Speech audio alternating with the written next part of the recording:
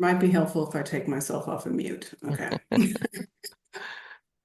Welcome everyone to our webinar this afternoon. We are super excited to have three really fantastic SREB colleagues and friends with us. So I'd like to introduce first one of our current SREB scholars, Zach Bradley. And he is a doctoral student in counselor education and practice at Georgia State University. He's dedicated to the field of rehabilitation counseling with clinical experience in supporting individuals with brain injuries and spinal cord injuries. Zach consistently demonstrates a commitment to advancing scholarship and professional practice in rehabilitation counseling. And his research focuses on the societal devaluation of individuals with disabilities through the framework of social role valorization. I had to practice that. So SRV. And it particularly is examining the adjustment to disability following brain injury.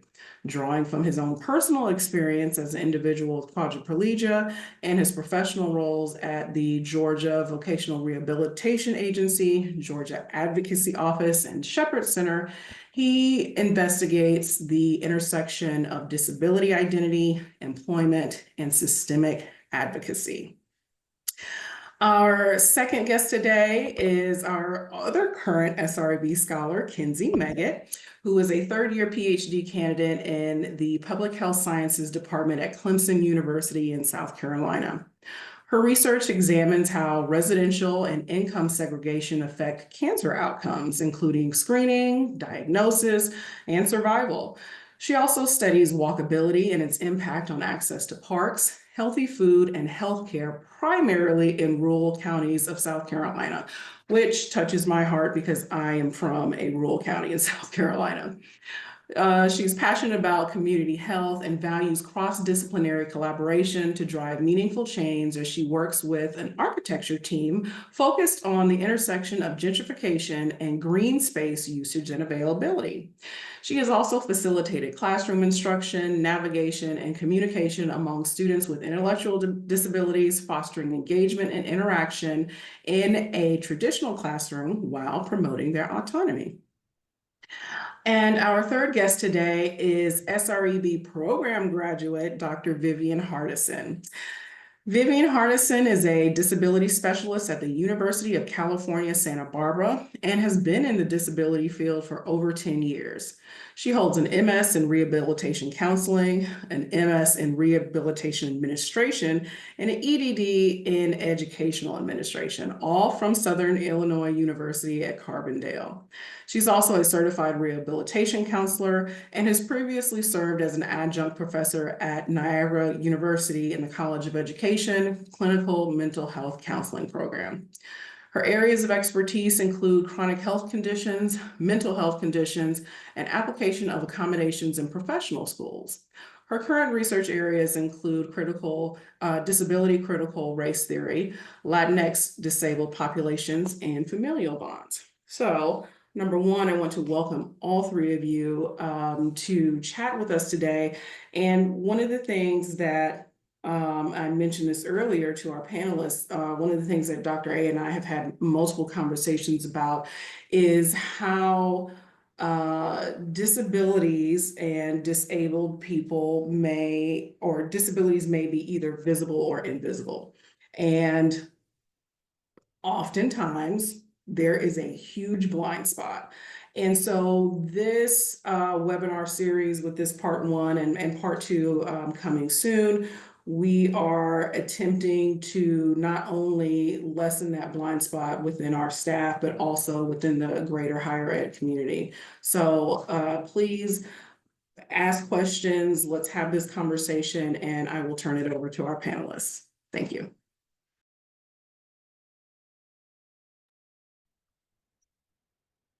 And if we can start out with talking about what is considered a disability/impairment. And Dr. Hardison, I'd like to start with you, if you would speak to that, please. Sure. So per the legal definition of disability under the ADA, it's going to be an impairment or condition that substantially limits functional limitations of a person. What can fall under that can be from the mildest case of ADHD to something like multiple sclerosis, HIV diagnosis. It's a very broad area of what can fall under disability. And for the purposes of higher education institutions, they follow the ADA definition. So we're looking at it more from a legal term versus a medical term of what disability is. And so under ADA is what the universities are going to follow in order to put accommodations in place.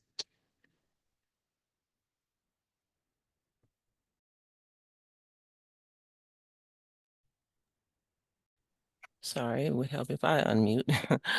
Zach, if you could talk about your experience and how you have navigated your academic life. Yeah, for sure. So, like speaking about like where Dr. Harrison works at the Office of Disability. So prior to having a spinal cord injury, I knew nothing about that office at my respective university. But after I had my spinal cord injury, it was like, oh snap, there's an office that I can go to that can support me. Because I was fearful that like having limited mobility in my hands, how would I take notes? How would I be able to take tests? Especially when you think about undergrad, they love Scantrons. Quadriplegics hate them. So it was, how am I going to take tests? And all of these things were figured out, right? So it is me having this medical diagnosis and me having documentation and being able to go to the Office of Disability and say, hey, this is what I'm dealing with, but I want to pursue the rest of my education career, academic career. They're like, all right, great, let's figure it out. And ever since then, I mean, it's been very like I'm even more confident now, like as I'm in grad school and I've had a master's, I'm getting my PhD. Like that very first experience is almost like put it on repeat. You just here's the documentation, let's put it on repeat. And even taking my GRE, which by far we all know is like the worst test of them all. That was like the first time I took a test where like I felt my fatigue happening. But because of my accommodations to get that test extended, I was able to perform. So most people go in those 4 hours and they're drained, but by having that extra time, it turned into an 8 hour day, but I was able to think at my pace rather than trying to force knowledge out of myself in this small window. So yeah, I mean, it's one of those things that I can't live without at this point, and definitely want to tell anybody who needs it to definitely seek that option so that they can be successful in education. Thanks, And Zach. Fantastic. So talk to us a little bit, Kinsey, about how you ended up in this space. Like, and as we lean more into the higher ed aspect of this conversation, how does disability impact higher ed? Zach touched on it, but kind of give us your perspective. Yeah, of course. And I can speak, of course, from the advocacy standpoint or kind of that role of assisting students. At Clemson University, we actually have the Clemson Life program, which I looked up the formal definition that they have on their website. But it's a collegiate experience that prepares students with intellectual disabilities. They get employment opportunities and it supports them to live independently on our campus. They do this through academics and also through their career interests. And so during my undergraduate time, I actually worked a lot with that program and volunteered. Um, and I was really passionate about that. And of course, I went to school somewhere else for my master's, but when I came back, I still felt um, connected to that community.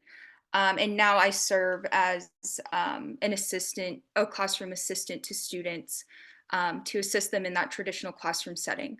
And getting this experience at the graduate level is completely different than the experience I had at the undergraduate level.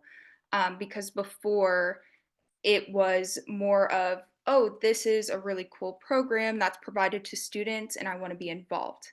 But now it means so much more to work alongside individuals who may have limitations and see it in real time.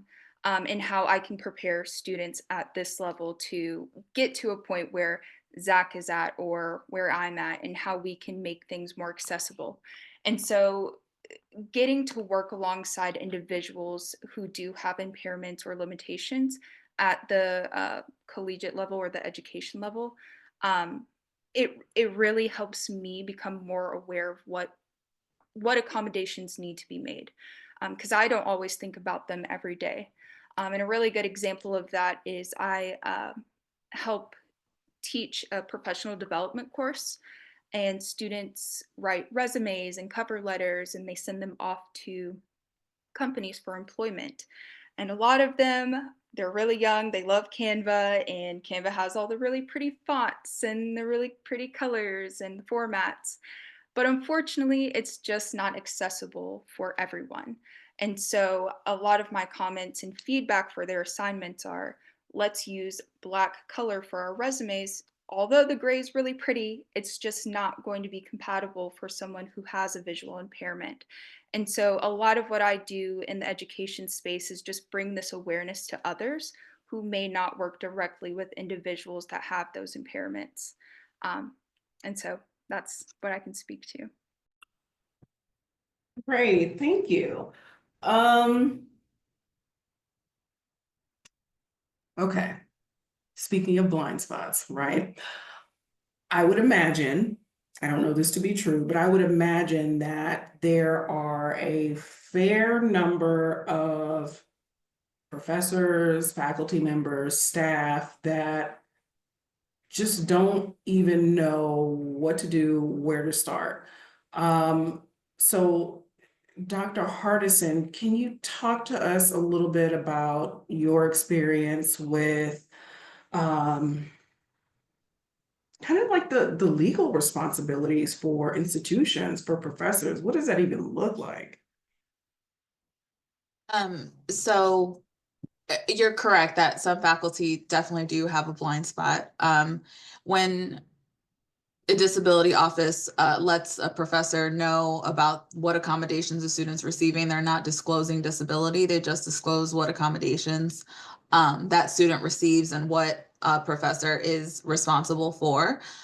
We do get pushback, especially like we have software that records the lecture as the lecture is going or creates a transcript. And there is pushback from professors because it's personal to them. They don't want to be recorded. But legally, because it is an accommodation under ADA, they can't deny it. So the university, as a university employee, that faculty has the responsibility to allow the student to receive that accommodation. And we do get pushback. And I hate to be that person that's like, well, legally, you don't have to, but I do use it if it does get there because there is so much pushback on it. So if the university, if the disability office finds an accommodation to be a reasonable accommodation for this student to utilize, the university and its employees are responsible for whatever that accommodation may be. Faculty do not always like it. I can say that sometimes it's even difficult on the disability office for us to implement some things, and so it's not an easy task, but it's definitely one that if you don't do it, you can very easily get sued. Lawsuits are not lost on higher education, especially when you get an Office of Civil Rights complaint for a disability accommodation. So legally speaking, what the disability office is telling you to do are the things that you have to do. And also things like wheelchair accessibility or and when you're building a new building, you need to make sure that you're building it with universal design, which doesn't always happen either, but making sure that you are up to standards, because that type of stuff will get you dinged as well.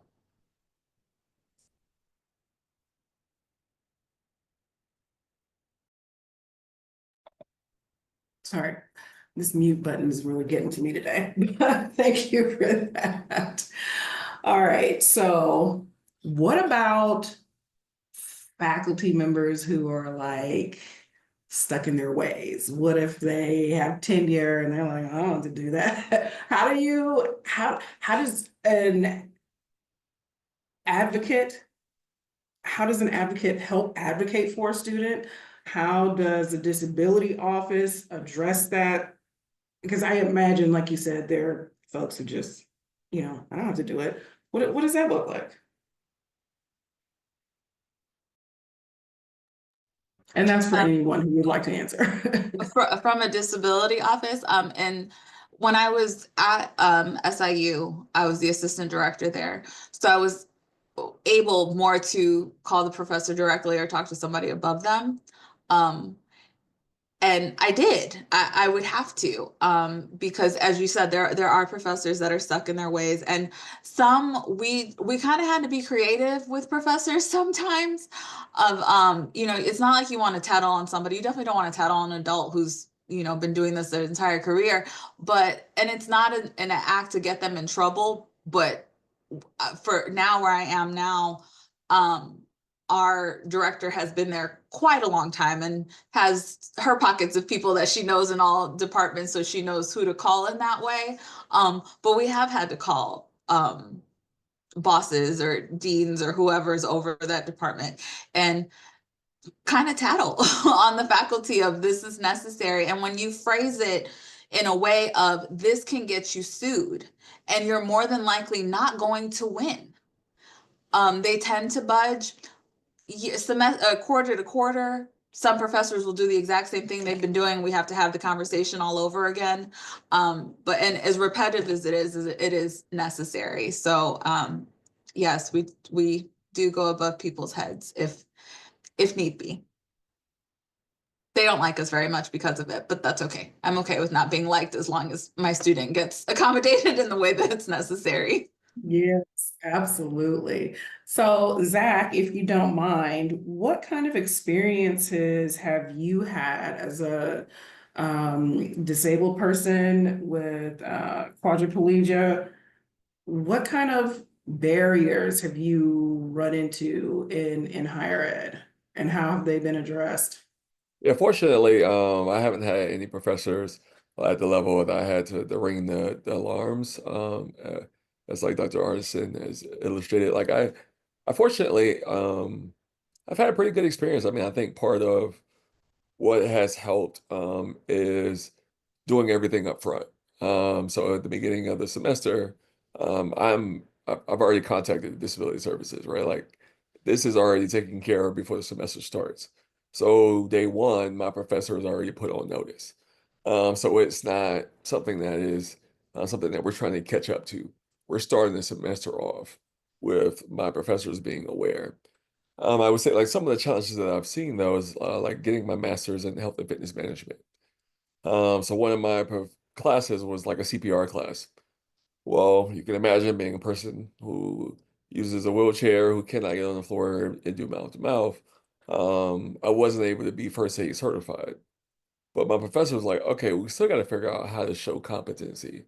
And my competency was let's work around with you illustrating to me what you would do or how you would tell someone how to do this. So it was verbalized what the steps are. So like that was one of my biggest physical challenges. And then outside of that, I think about like times where just communicating, I need a PowerPoint up front so that I could be prepared to take notes electronically and things of that nature. So fortunately for me, I haven't had any challenges to the degree that I have to use anybody above me to get it done. It was me being a self-advocate and knowing let's get the ball rolling up front so that then they can make the adjustments early on so that it's not too jarring for them as well. That definitely makes sense, and I'm glad that you all were able to still work around having to do the actual CPR, but still express competency. I mean, that's what I imagine to be, the main point. Well, Tiffany, Zach, before you move on, I'm sorry. okay, go ahead. Zach, if you could also address the self-advocate piece again, because that was something that we talked about in our planning session. What advice would you give to other disabled students who maybe they're just getting started in this space, or they're not aware of some good practices that would help them? Oh yeah, for sure. I mean, I think the biggest thing is knowing that the services are there. Just like Dr. Hars just illustrated, is like people are going to bat for you. So it's not a me versus this professor with tenure. It's me and my people, right? So it's I'm a play it cool. I'm coming to you as a student, knowing what's behind me, right? Knowing that I have the legal right, I have the legal obligation, to get these things accommodated for. So it's one of those things where I can feel confident that when, because every professor says it, right? Like if you look at the syllabus, what's the academic policy? If you have the academic policy, then get signed up and then come talk to me. And it's like, okay, great. I'm gonna do exactly what you say. I did that. I followed the policy. Now we're having a conversation. So I know what I need to be successful, and I'm going to tell you what I need to be successful. My hope is that you follow what you just put in your syllabus. And if you don't do that, then it's okay. Because I got people who are going to fight for me. So what I would tell folks all the time is just be true to yourself and be true to what your academic experience is. I again, I couldn't do it without the Disability Services Department after I got injured, and that's true to this day, even all the way 2 degrees later, right? So knowing that is I can be confident and I can rest in it. So I would just say it's be true to you and your academic experience and go get it, and just know that it's not just you. It starts with you, but you have a backing to then be able to support you further if you reach a barrier with one of your professors. Awesome. Thanks for sharing that. And so Zach, I'm going to tell a little story, and if you don't like it, we can talk afterwards. But uh, at the institute this past year was when I first met Zach. And I try to tell all of my scholars, whether SREB or not, listen, if you have any issues, if you have any troubles, please find me, find one of our staff folks so that we can work it out. And so, I don't know, day 1 or 2 of the institute, Zach came to me and was like, hey, I don't mean to bother you. I know you're really busy, but I got this situation. And I was like, no sweat, we're gonna take care of it. And Zach didn't believe me. I'm putting that out there, but we were able to get the situation handled. So my question now is, what about people who have invisible disabilities? And I use that story as a framework for this question because not long after we got home from the institute, we did get some information that we did have some students with invisible disabilities who had some really difficult challenges at the institute. And of course, we were like, well, had we known, we would have, tried to make changes and make adjustments and make arrangements. So from an advocacy standpoint, and Kenzie, maybe this is a good question for you. What do you do, or how do you address situations where there is an individual with an invisible disability that maybe can't advocate for themselves, or maybe there is someone who is like constantly pushing back and berating somebody who is like, listen, why do you need this service? You don't look like you have a disability. Because I mean, I have even bear witness to that. So what kind of advocacy steps can we as allies take, and what kind of steps can individuals with invisible disabilities take? Yeah.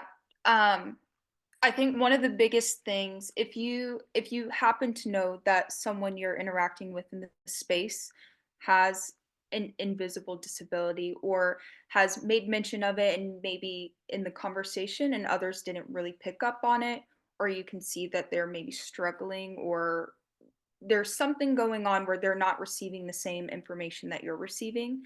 um, I think the best approach, or what I've found to be effective for me, is maybe having a private conversation with them if there's an opportunity to, and just say, hey, I've noticed maybe this is going on. Would you be comfortable if I spoke on your behalf? Because one of the biggest things in the work that I do is I do not have a disability. And so when I'm advocating or speaking for someone who is disabled, I always keep in my mind what language do they want to use? How do they want to communicate what's going on in their experience and not coming from my experience? And so in instances like this, how maybe having that side conversation of, and if you're comfortable doing this as well, how can I advocate for you in this moment without singling you out? Or if there is an opportunity for you to be discreet, maybe let's say we're in a space and the you can't really see the images on the screen that's being presented. It's too far away, and maybe you notice someone's kind of squinting or having a little trouble seeing that. Maybe you raise your hand and just say, hey, I'd really like a quick description of the image that's displayed on the board. I'm having a little trouble understanding kind of the connection, or do you mind explaining a little bit more detail of what's actually on the slide as you talk? And that's maybe a way that you can advocate for someone in the room who may not feel comfortable singling themselves out. And again, that all comes down to your comfortability as well. Um, but that's just an example that I can come with up with at the moment. Um, and yeah, just being a little transparent, but also recognizing that you don't want to speak for others on their behalf unless you know exactly what it is that they need with their experience. And I work a lot with my student before I speak. If, for example, if we're in the classroom setting and we have to do a presentation and a student asks a question, well, what was the purpose of you developing this project? Um, and if he doesn't, or if they do not know the answer right away, they might look at me and I say to them, let me rephrase the question to you, and you provide a response to me of what you would like for me to share with the class. And that's kind of how we facilitate that piece so that I'm not speaking for the student, even if I have an understanding of what it is that they are wanting to represent with their work. Because again, as an advocate, as an ally, and someone who has ability, I never want to speak on behalf of somebody who is disabled that has their own thoughts and autonomy. Um, and so I think that's the best way I can phrase that. Thank you for that, Kinsey. And Dr. Hardison, do advocates also come to your office, or can they do that in order to advocate for someone or to get best practices? They can. We do require students to sign a release of information in order for us to speak with them. Now, we do have limitations on what we can speak with them about. And if the student chooses for them to be there, yes, they can be present. And I have an additional thought about like the folks with the visible disabilities, and I support folks with brain injuries, and I often talk to them about like, do you want to own the disability label, right? Because most folks are like, yeah, I don't want to be labeled disabled, all right? And that's sometimes a balance in itself. And it often leads me to saying, hey, I mean, like you having this brain injury, you having this invisible disability, in this case, is a wild card. Use it when you need to use it. Um, and what I mean by that is that when it comes to class, if you need this accommodation, you need the accommodation. It doesn't need to be talked about anywhere other than this very specific place at this specific time. And even thinking about big conferences, if there's a warning that says, hey, if you have any concerns about disability, but you haven't owned it, then you're going into a scenario where you don't know what's on the other side of that door, right? So by owning it, being upfront, being transparent, it at least gives you an opportunity to set yourself up for success, rather than sitting on that invisible need, and no one know until afterwards, which At the same time, if we could all be universally designed, that'd be great. But to save yourself from that distress, sometimes it's just best to own it, be upfront, and be transparent, so that you can get what you need in whatever environment. I think Okay. there's coming with a generational shift with identity and owning disability as an identity. It wasn't, even it was a couple of years ago now when I first heard that we were swinging back to disabled persons or people, and it kind of shook us a little bit, because we've been so conditioned to use different language, and and the students that we're seeing more often now are owning that as their identity, which is great. It's a progressive move forward, but it definitely is a shift in the generation and what we're seeing in disability as a whole, that students do own it more than what they did 10, 20 years ago. Well, I would definitely say it's probably because the ADA is what, like 34 years old. So it's like you go from just before 1992, people with disabilities don't have rights. We don't have legal rights to be able to be community participants. So when you think about now 2025 and ADA being 34 years old, like it's like, oh no, like I can't own this. It is safe to own it. And I feel that's true for disability and a lot of other identities that are emerging. But yeah, every time I think about how young the disability the ADA is, I think about civil rights. I'm like, yeah, as And at individuals. the front of that, when it did start, when we talk about the, like the sit-ins that happened, and Judy Heumann being at the forefront of it, she was a wheelchair user, and it mostly was wheelchair users that were at the front of a lot of the changes that were coming about.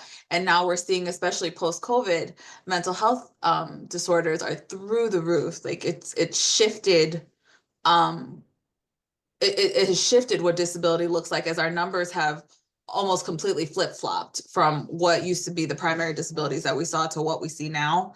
And so very much so that the ADA is still very young, but that shift has come about, and essentially has become more inclusive in including more disorders or conditions. And it has to, it had to grow, because there is more out there to be taken care of under that scope.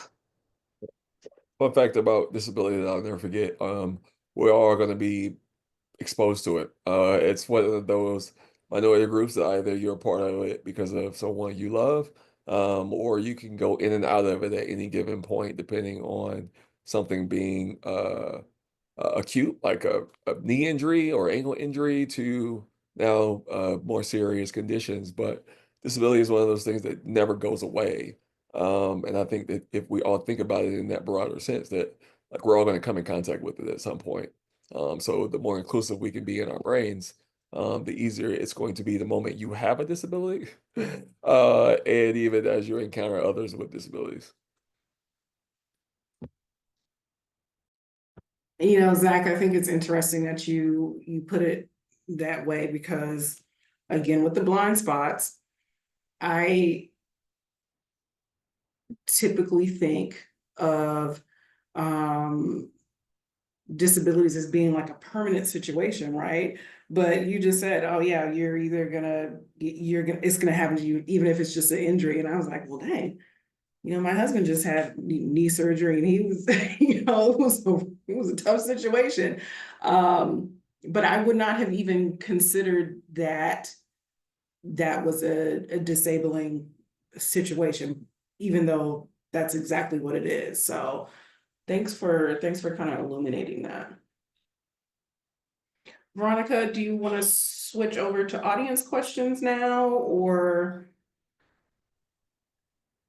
would you? Sorry about that. I was having trouble with my mute button as well. If you do have any questions that you want to that you would like the panelists to address, please put them in the chat. But one thing I did want to go back to, this was part of a part of a conversation that Zach had brought up, and Dr. Hardison may be able to speak to this as well. For like the training of new faculty, or retraining of older faculty, for them to be aware of how they even structure an assignment on the front end, or do things on the front end, and whether that's the university's responsibility or the professor's responsibility to make it a little more seamless for those students that do have different disabilities. It's going to always depend on the class and the type of class that we're looking at. However, there are ways to make a syllabus to be universal design, allowing enough time for assignments instead of doing a quick turnover on assignments. If you give students a little bit more time, that may use speech to text software, or have manual dexterity concerns that don't allow them to type as fast as they would like, or a student that might have a condition that's a flare-up, allowing that additional time within their syllabi makes for universal design. These vary, sometimes you see it more in undergrad than you do in master's or doc level classes. It's just busy work, and asking whether this is actually necessary for the pedagogy of the class. Like, what purpose does this actually serve, other than just to know that the student is keeping up with the readings, or you just needed a filler for points. Sometimes eliminating those, or minimizing how many you require of students can help with universal design. And so it makes it more accessible to everybody in the classroom. So things like that, not sometimes requiring attendance. Again, does it really serve a purpose? What is your purpose behind giving points for attendance or participating in class? Is it really something that's fundamental to the class and is required for the pedagogy? Or are you just doing it to give points to students to make sure that they're coming to class? You might have a student that has a chronic health condition that cannot make it to class every week. And while they might have accommodations, they might miss too many classes because they were too symptomatic, and then that starts penalizing them. So really looking at your syllabus and seeing, is this necessary? Is this really detrimental to the class makeup? And sometimes eliminating those will create more of a universal design for the classroom. Yeah, and I can speak to like two pretty relevant examples to that. Like, I had a course where we had this test. It was paper and pencil. There was a professor would print out, and this is PhD program, print out this document with 6 questions that he wants you to write, like essay style answers. And because he decided that he needed to do it paper and pencil, I had to ask for an accommodation to use my computer. Right. So I'm watching my peers put up their computers, put them in the bag for them to do this paper and pencil test. And now I'm like, okay, yeah, now my computer is out. But it's like, why just not have everybody answer this on their computer? Like, everybody has like, we're doc students, like everybody's computer's here. And it's like just something as simple as that. And I also think about another class where my professor, she really liked when we did memos. So we'll come in class and we'll write a memo with whatever prompt. Her too, paper and pencil. But we don't want computers. So there again, I have to ask for an accommodation to use technology. Fast forward to this semester, my professor also likes to do memos, and she says, I don't care how you do it. If you need to step out in the hallway and record a voice message, if you need to type it, if you need to use your phone, if you need to write it, I don't care. And it was like, oh my God, now I don't have to have a talk. I don't have to feel weird. My professor just made it okay for me to do whatever. And not just me, but everyone. And it's natural. So me stepping out the classroom doesn't feel like weird. It feels normal because she gave me permission to. So like little things like that. Thank you. Oh, go ahead, Dr. Hardison. I'm sorry, I see a question in the chat. I was Um, just getting ready to go to oh. those, but but go ahead. Sorry. The question is, what is considered a reasonable accommodation in college compared to high school? So it depends. When you're in high school, the law is different. Legally, it's not under ADA, it's under IDEA, which is Individuals with Disabilities Act.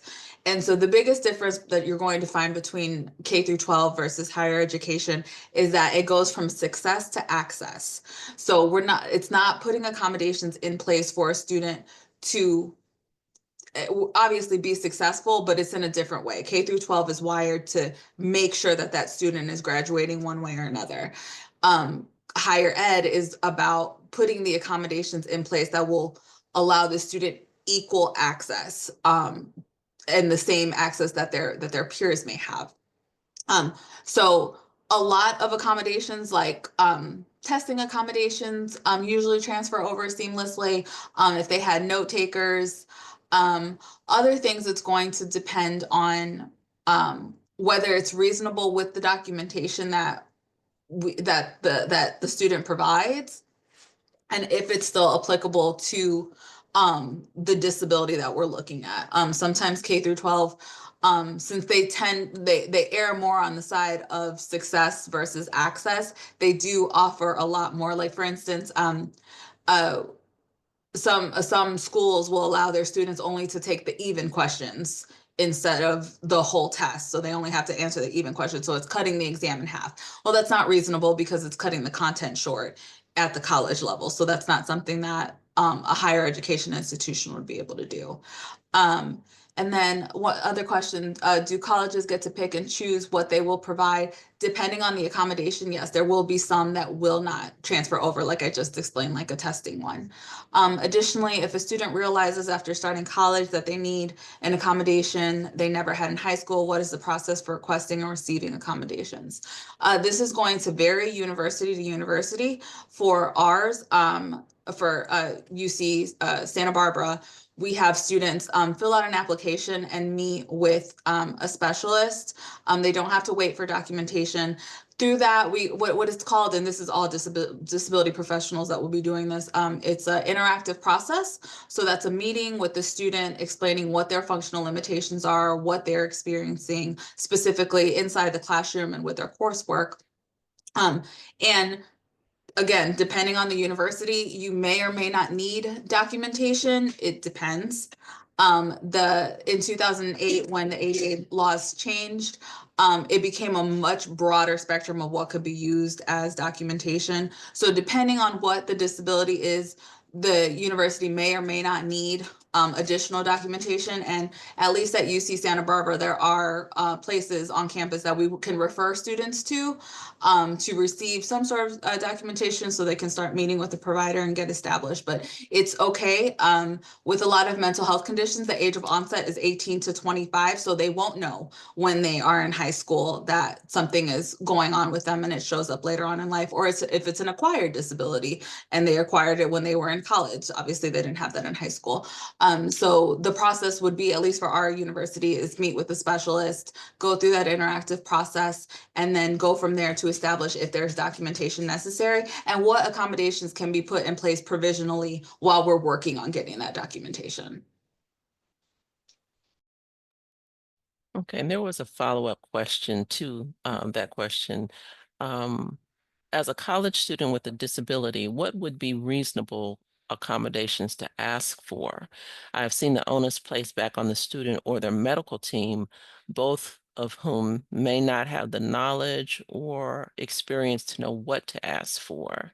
And to that end, for a student with a cancer diagnosis mid-semester, what direction should they take?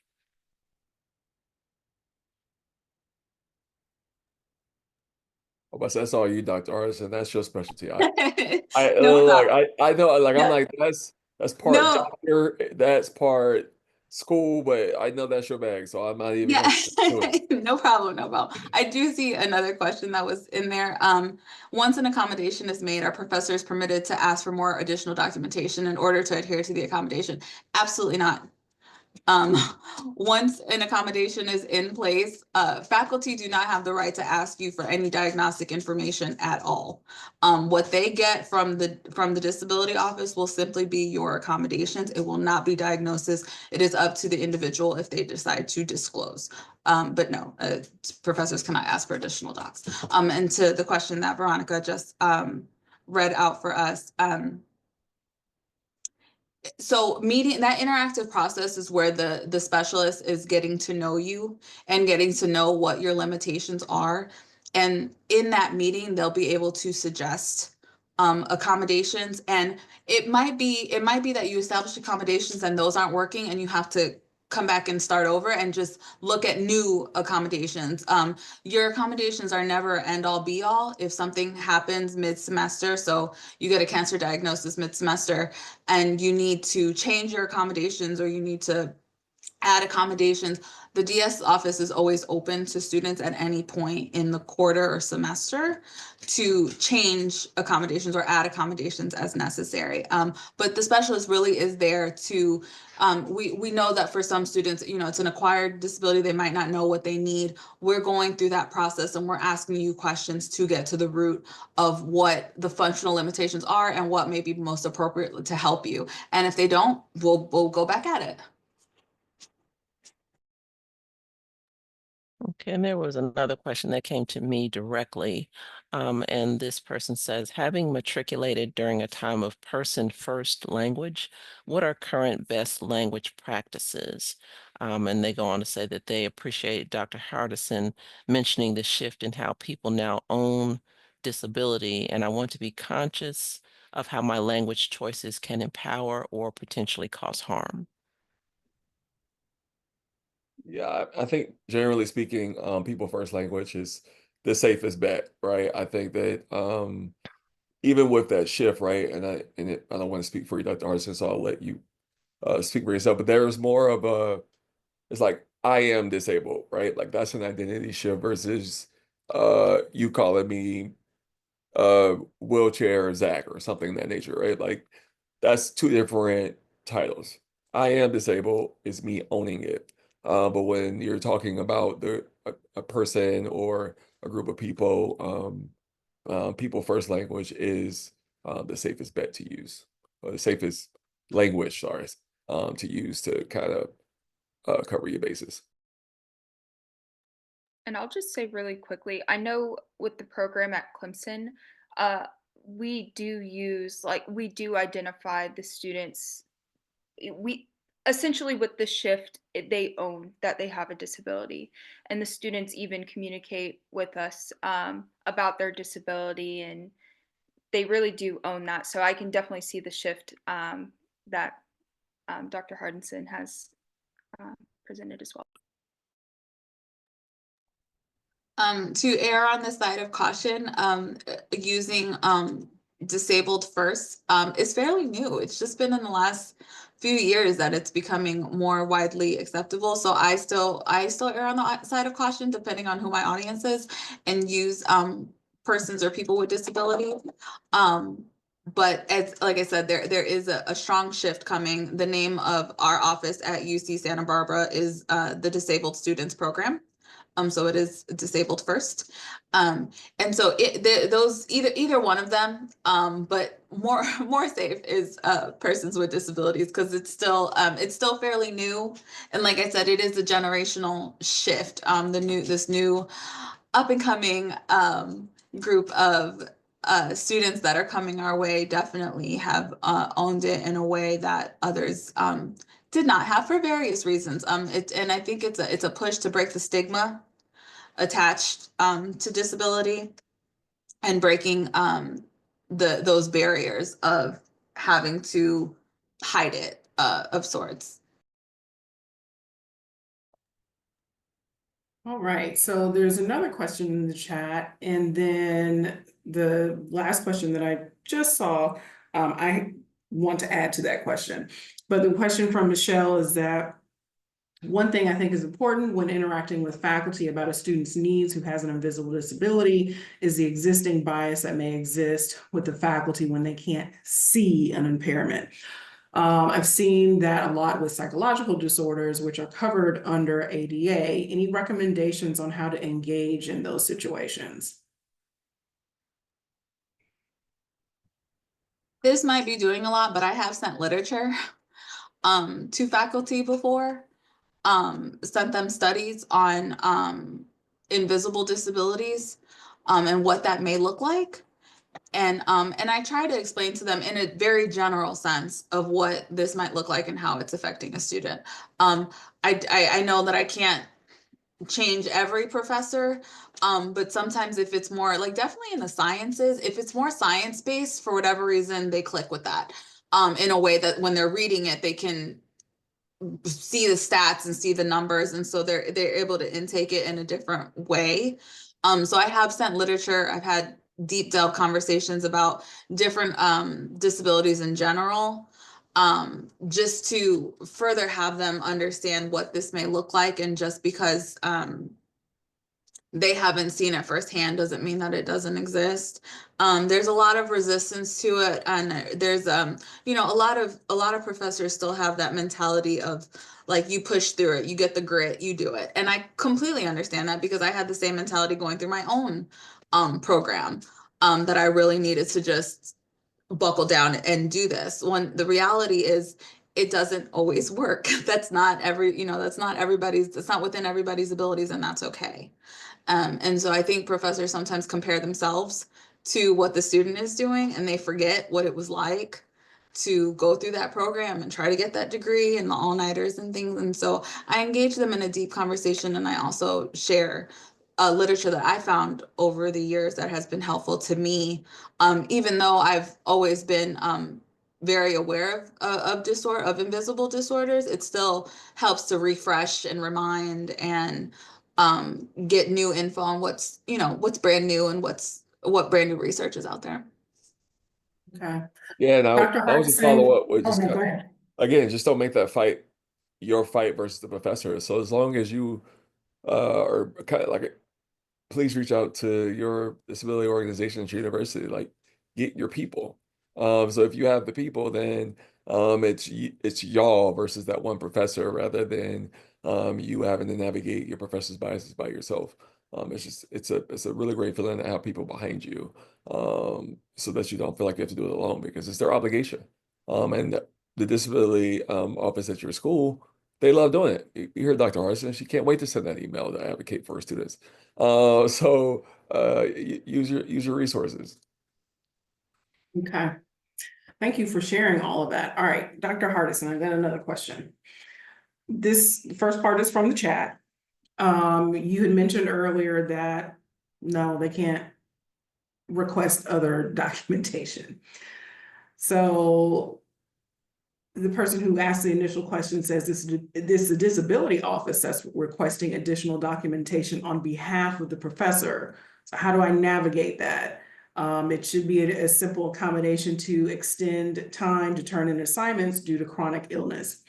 So that's the first part of the question.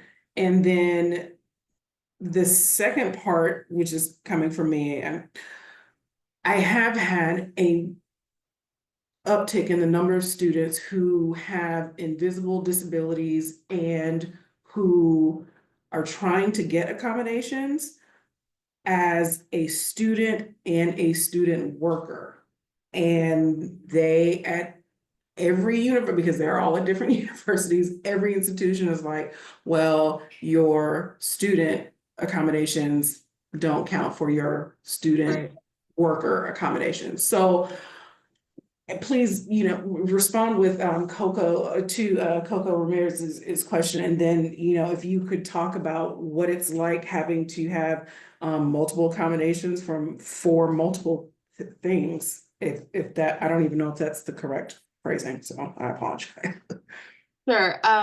For the, I'm a little surprised that the department is requesting more documentation on the professor's behalf, and I'm curious as to what it is.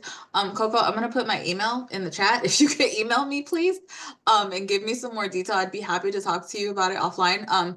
Because I'm not sure right off the bat, because they shouldn't be. And so I'm wondering like what their process is and what what that university specifically is doing. I can't, yeah, off the top of my head, I'm not sure how that applies. So I'll put my email in there so you can email with any follow up on this. And then on the second one, so yes, and again, so for if you need it for a student worker and you need it for as being a student, though your student accommodations will fall under your disability office. Usually at most universities, the student worker portion is going to fall under HR or whoever the ADA coordinator is. It depends on the school. And so they would be separate, but it's not, but you can use, at least in my experience, the documentation that you have from your from the DS office, from the disability office, can be documentation that's given to HR or to the ADA coordinator as an accommodation, but they're looking more for work accommodation. So what they're looking for is more medical than it is legal term. So when we spoke in the beginning, we talked about disability being legal definition under ADA.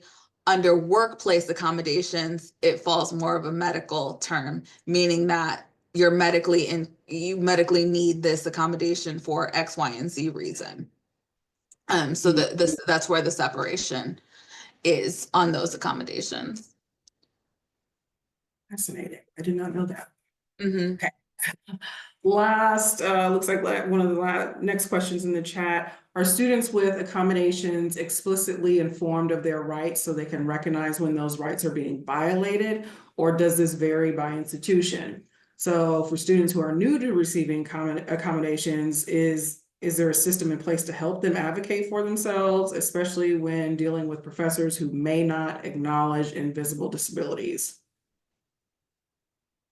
Yeah, Dr. Arce, I'll let you take the cake with the signature on it. But I mean, I know from personal example, like when you do go to the disability office and you are going through the process of getting accommodations, you are explained all of your rights. You are explained that this is the office that will advocate for you. This is the office that will support you.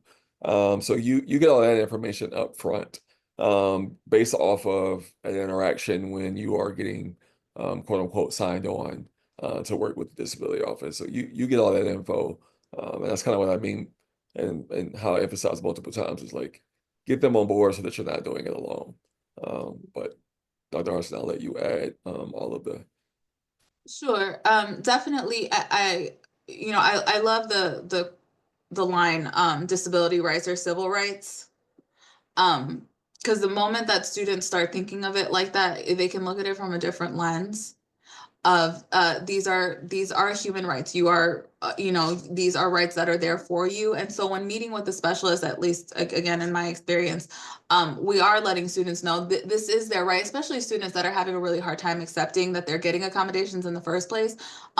These are your legal rights, these are your human rights, and if they are being violated, this is what the office is there for, because we can advocate for you and we can, bring it up the ladder if necessary.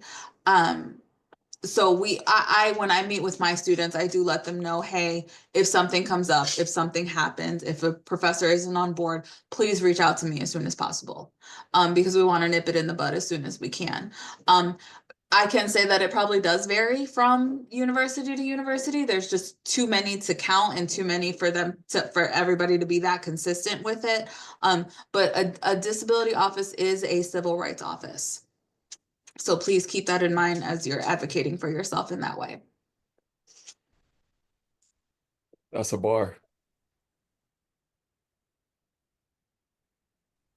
And I just want to add really quick that you don't have to know everything. You don't have to know about every disability, every scenario, but when you do learn about them, try to practice exercising that muscle of being an advocate or just sharing that information with others who may not know. I actually learned a lot from this experience myself, and I learn every day, and I'm not perfect. But when I do learn about situations or ways that I can help on my end, I try to implement that in my practice and my experiences. So I know Dr. Hardison is very knowledgeable, and a lot of what she said, I thought, oh, I need to write this down. But it's Thank you. okay if you don't have that knowledge set. Just try your best to continue to educate yourself and educate others in the process. Well, thank you, everybody. Just wanted to remind you all that this is being recorded, and give us a couple of days and we will make sure that we push this recording out to you.